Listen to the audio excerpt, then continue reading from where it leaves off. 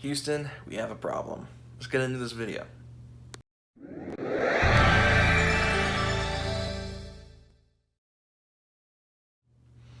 What is up, guys? Welcome back to RT2. I haven't uploaded here in a while, but it's time to give you guys an update on the sight unseen 2010 Mac Pro that I picked up a while back. I'm actually working with the other computer, which I just got today when I'm filming this video. You guys probably have already seen this by the time I'm uploading this video. My 2012 MacBook Pro. This thing is awesome. It's got, I think, even better specs than this does. But anyway, today's video is not about the MacBook. You guys probably already seen the video by this point of the 2012 MacBook Pro. But this is my sight unseen 2010 Mac Pro. And I want to give you guys an update on how it's gone the last few months, and just update you guys on the computer as a whole, because there is a lot to talk about with this thing.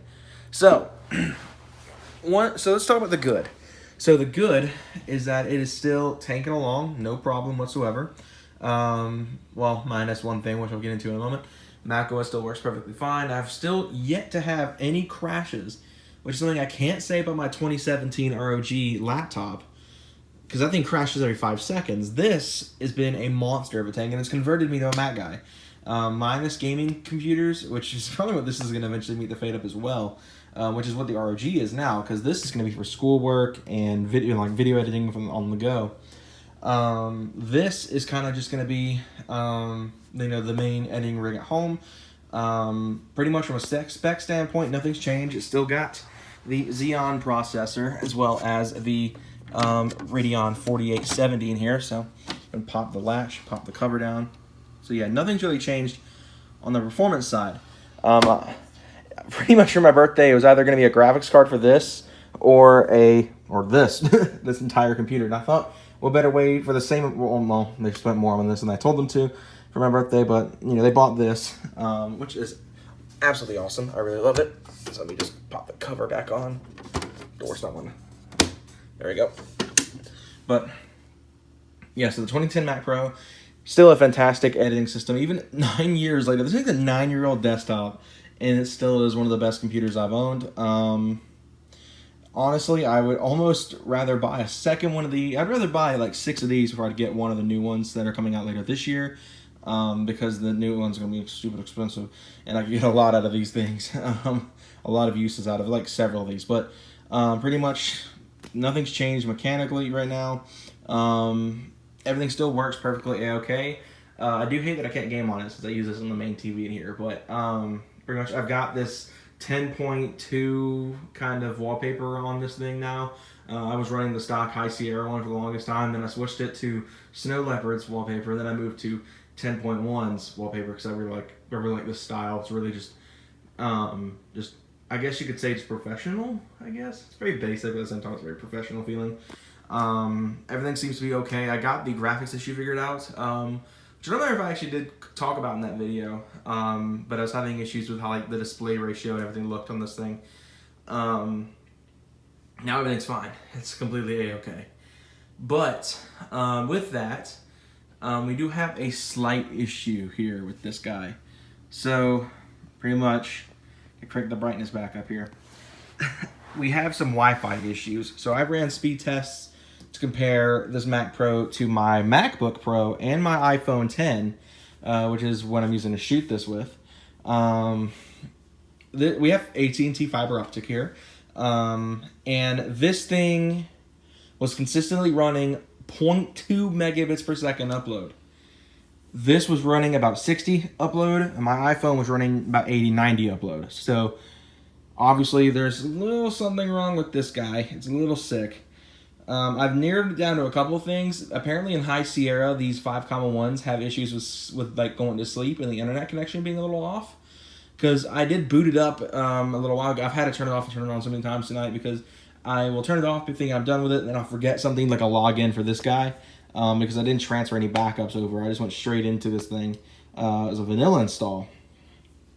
So when that happened, I was just like, oh, well, crap.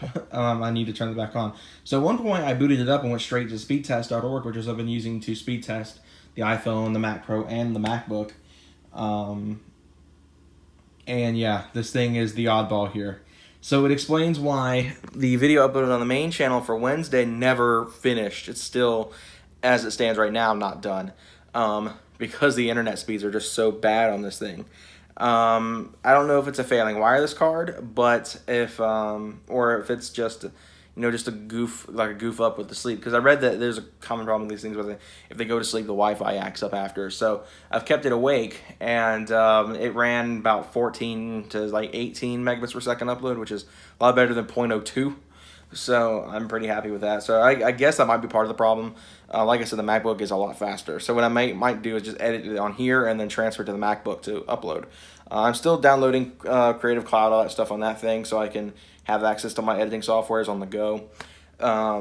But primarily the Mac Pro is going to be what I use to edit. So that might be what I have to do until I can figure out the Wi-Fi issue of this thing.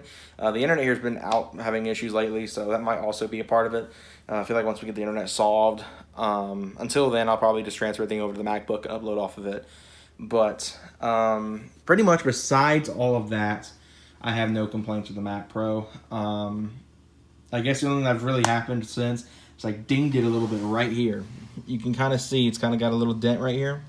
So I have a spare TV that I was using when I was living in my dorm, and when I moved back home, or not when I moved back home, but before I even moved to the dorm, I was trying to use it to see if I could move this into my office, which I can't really because there's not a lot of space. But anyway, when I was moving it back out here, I swung a little bit too wide and smacked the bed frame with it and dented that little spot.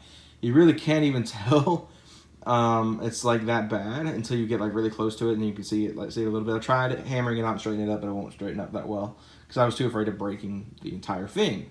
So yeah, it's just got a little ding now. No biggie. This thing, it's the only what's the only dent this thing has. So I'm fine with that. But yeah, this thing's been awesome and I still love it to death, even if the Wi-Fi issues are really ticking me off right now. But everything works fine. Premiere Pro works great. I've only had Premiere Pro crash on me once, and it was just a slight goof up. That was months ago when that happened. But, Premiere Pro is still perfectly okay. And I love how quiet this thing is. Both of these Macs are very quiet. Even at max workload, I've had to render videos out multiple times. Like, I forgot to cut something out. I'm like, oh, I want to cut that out. So I'll go back and edit it and re-render the whole video. And this thing just takes it like a champ. This is as loud as it gets. Very quiet. So I'm very happy with that. And, this thing is just amazing. And I couldn't be any happier. So do I recommend buying a 2010 Mac Pro? Absolutely. Don't buy it sight unseen like I did. Make sure you can have pictures of proof of everything, because they said it had High Sierra and a Radeon 5770. It showed up with a 4870 and still on old Sierra, and I had to update it to a High Sierra. I've been debating on putting this up on the patcher to get to Mojave until Catalina comes out, which I'm really concerned about either of these things being supported for Catalina. But we'll have to see. But anyway, I think that's all I really have to say right now. So thanks everyone for watching. That was an update on the Sight Unseen 2010 Mac Pro. If you guys haven't seen the original video and want to see pretty much everything that transpired with me getting this computer, be sure to click the link in the top right hand corner of the screen. Thank you again. Have a good one.